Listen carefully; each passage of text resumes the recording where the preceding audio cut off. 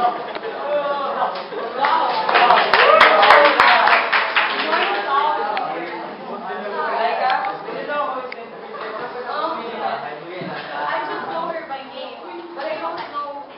man video na.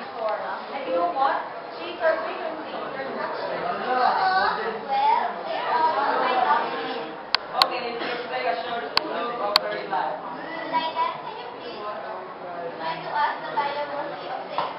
Oh, sure.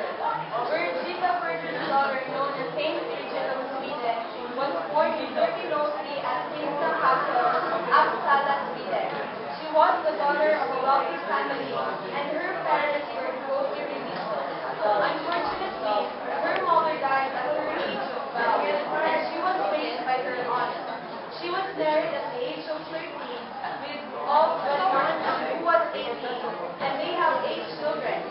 After her husband's death, she now devoted herself to inspiring the practices of religion and asceticism and to religious undertaking.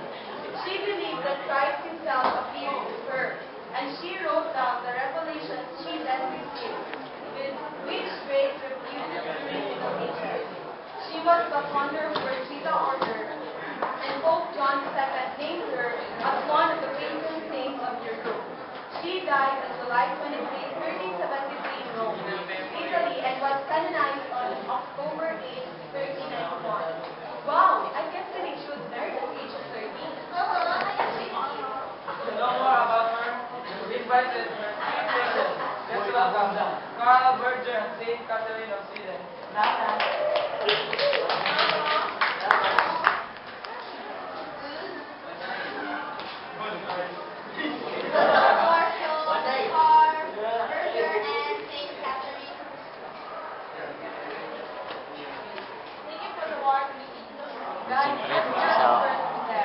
Wala, uy, dili mo na ako sila.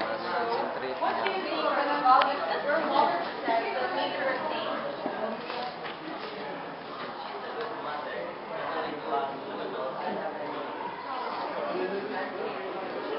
She helps the poor and the children who have food, and she especially those who are sick. She really deserves to be called a saint. Even though our mother died as well, our mother raised the eight us, and she didn't even use my system as a being called. Wow, Saint Bridget was really a good mother. Someone told me that after her father died, she put away her rebellious books and lived as a paradise. For our audience, you can freely ask questions to us about Saint Sweden.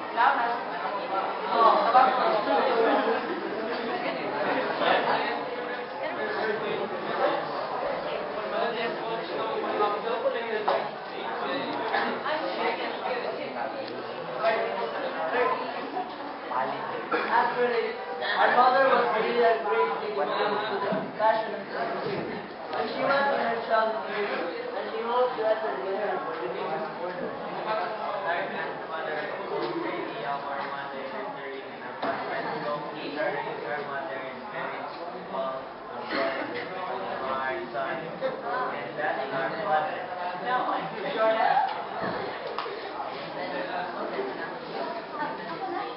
Oh, last question.